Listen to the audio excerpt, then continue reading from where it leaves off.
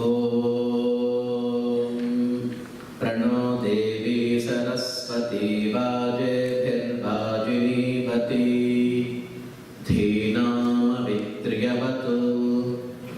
आनो दिवो बृहतः पर्वतादा सरस्वती यजतारन्तु यज्ञम् वाग्देव्यै नमः। सुप्रभातम्। We are contemplating on the different streams of Bhagavad Gita, which is expounded by Swami Vivekananda. In last 4 days, probably we have understood the path of intellect or the Jnana Yoga. The next stream, as told by Swami Vivekananda, as far as the understanding as well as the spiritual journey is concerned, we have to focus on the mind. It is the path of will control. The very first verse what we have recited here in the Raja Yoga Shloka Sangraha, it says, Uddhared Atmanatmanam Atmanam Avasadhire Atmaiva Hyatmano Bandhu Atmaiva Ripuratmana. In the path of our life journey, we have to understand very clearly that we are responsible, or we are going to create our own destiny. If we are going to fall somewhere, Uddharetu Atmanatmanam Natmanam Avasadhayet. If you are not taking the right path or the right journey, then there are all possibility to fall down. Why? Because we are the enemies for our own life journey, as well as we are the friends for successful life journey. But most of the time, we climb the different situations, the different people, as well as sometimes even different events or the circumstances for our failure. So if you closely analyze this verse, the mind is most responsible for both success as well as failure. Then what is the mind? Most of the time we have heard the mind is the confused state, or the confused mind, or the fluctuated mind, or the mind which is responsible for indecisiveness. All these are right. But the exact understanding as far as the practicality is concerned, the mind is named as Chanchala. That means the fluctuated state itself is named as mind. Mind will not undergo fluctuation. The mind will not go confusion. The confused state itself is a mind. Whenever you overcome the confused state or the fluctuation state, then most of the time we say that mind is under calm and quiet state. So in the calm and quiet or the peaceful state, no question of existence of mind at all. There will be no mind at all. The peaceful state in the sense, no mind state, no thought state. So whenever we are under confusion, we have named it as the mind. Here we have to understand the path of will control. Whenever we are in a confused state, we hardly succeed in our life. That's why we have to have a proper discrimination, and we have to choose the right path. Otherwise, there are all possibilities to fall down. That's what it says. Natmanam avasadayet. If you don't have the right analysis, if you don't understand yourself properly, so there is a fall down. If you look at the history, we will come across lot of situations, incidents. Just take the example of the Duryodhana in the Mahabharata war. As such, the nature or the world or the situation is not going to change at all, because they are ever one and the same. You just consider the world. Most of the time we say the samsara or the world itself is a very problem. No, the world is always beautiful. Most of the time we say the samsara is the maya, illusion, Brahma. No, the Brahma or the illusion in our mind, it is not in the world. You just look at the nature. The mountains, they are one and the same since the time immemorial. The rivers one and the same. The ocean is one and the same. So the whole nature and the whole world, created world, is as beautiful as possible all the time. But problem is in our mind, how we perceive. Okay? You just think, we get lot of desires or the thoughts in a day, and you have your own desires or your own plans to execute your life. If everyone thinks in the world that let the whole world be according to my wishes, because each and everyone has his own perception. If you think that the whole world should act according to my wishes, then there are innumerable number of people are living. If the world acts according to their wishes, you just imagine the state of the world, how it will be. There will be absolute chaos. There will be absolute haphazardness. So the world is not going to change as such. Only we are going to change. If you consider the example of Duryodhana, just he was fighting for the land to establish his own ego, the ahankara.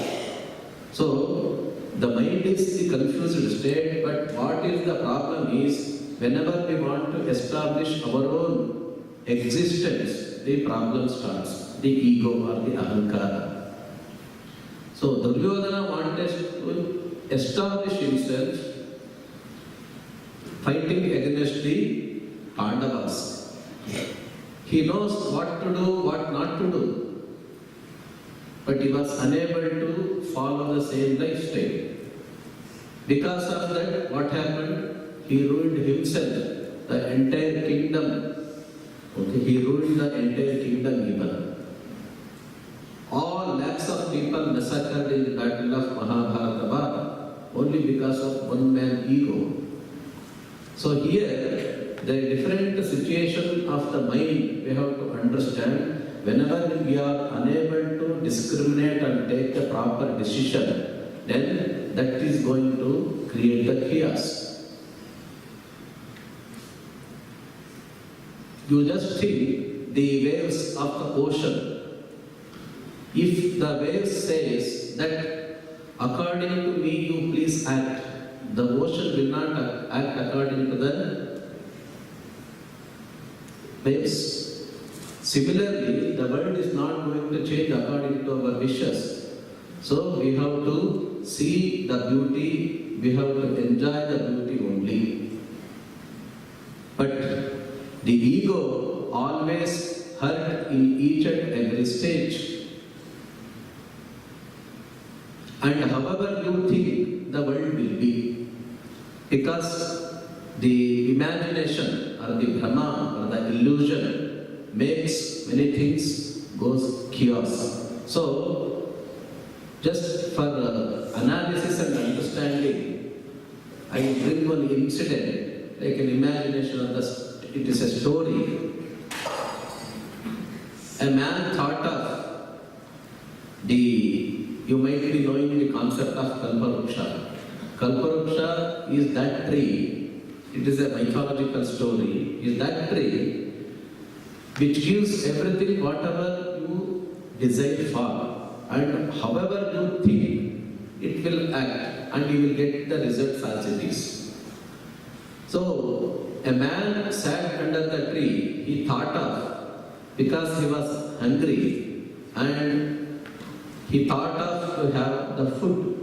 Immediately food came because the nature of the Kalparuksha is to fulfill his desires. So immediately the food came.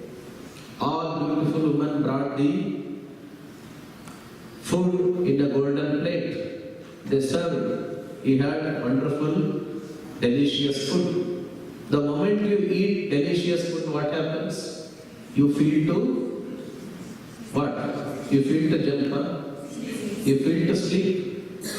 So he just thought that if I get a beautiful, comfortable cot so that I can go for sleep.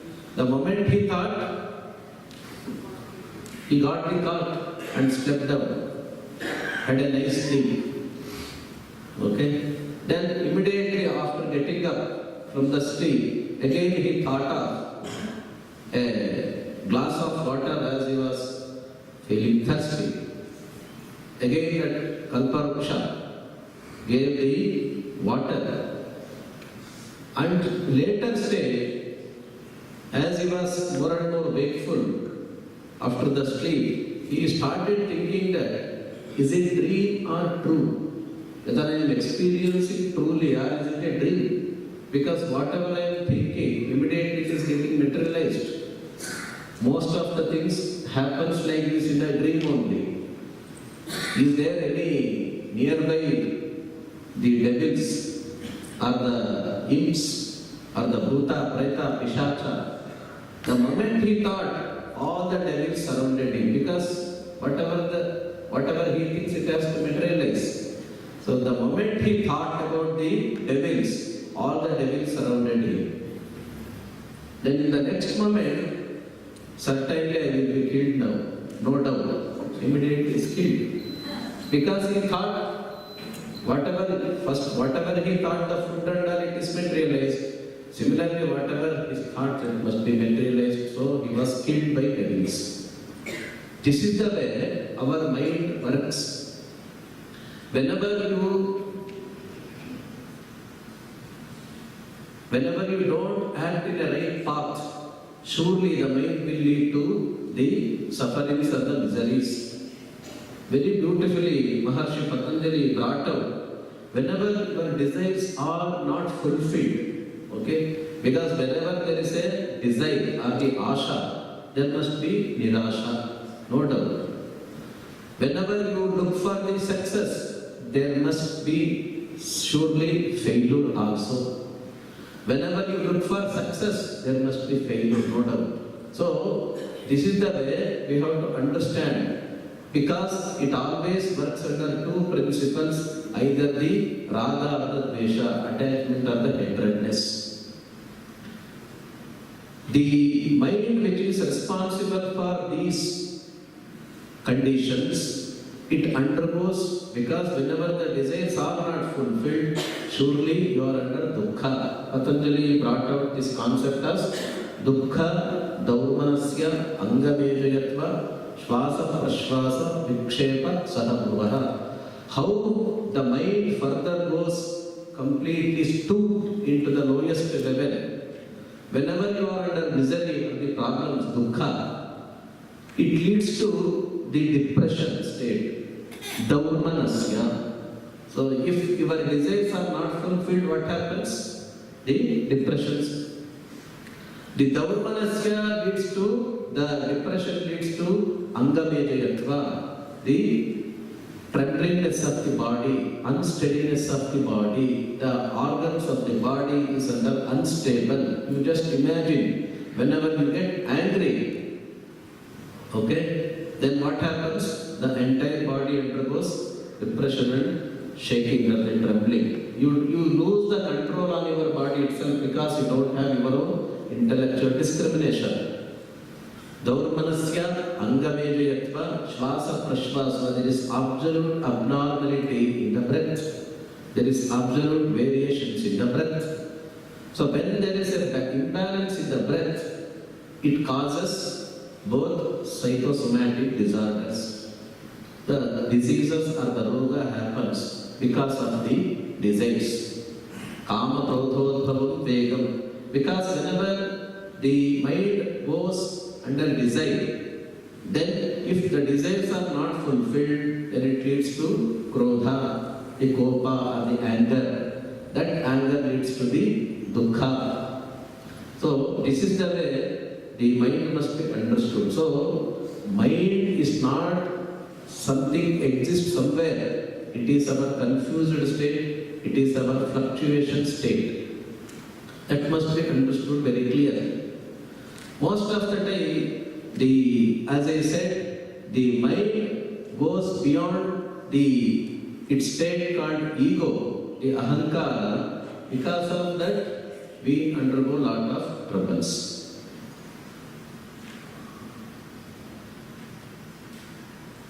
I would like to bring out a historical story of Bhartruhari. You might have heard. Bhartruhari was a great king. He was a very richest king. And one fine day he got vairagya, detachment towards his own kingdom as well as the kingship. He renounced everything. All the way walked into the forest. He started meditating on the higher self. Then immediately he just opened the eyes. He could able to see a very shining, effulging the piece of diamond. In one moment, he got attracted towards the diamond, piece of the diamond. You just imagine, he has renounced everything, the money, the jewels, the ornaments, or the golds, or the diamonds, the entire palace and the kingdom. But still, mind is somewhere engaged in the desires. Okay? But somehow he could control, because he thought of himself that I have renounced everything, so I should not be deluded, illusioned. He thought of himself and understood. Again he went for meditation. On the way, there were two people coming, riding a horse, and each of them had a sword. Okay? Immediately both of them attention falls on the piece of the diamond. Immediately came down, opened the sword. What happened then? They started fighting. As I have seen it first, it belongs to me. And the second one claims that, no, it does not belong to you because I have seen from far away only. So it belongs to me. It won't belong to you. So they started fighting. Then slowly Bhartruhari opened the eyes. He would have claimed that, no, since long time I am meditating here because I am the first person to see this. You don't have any right.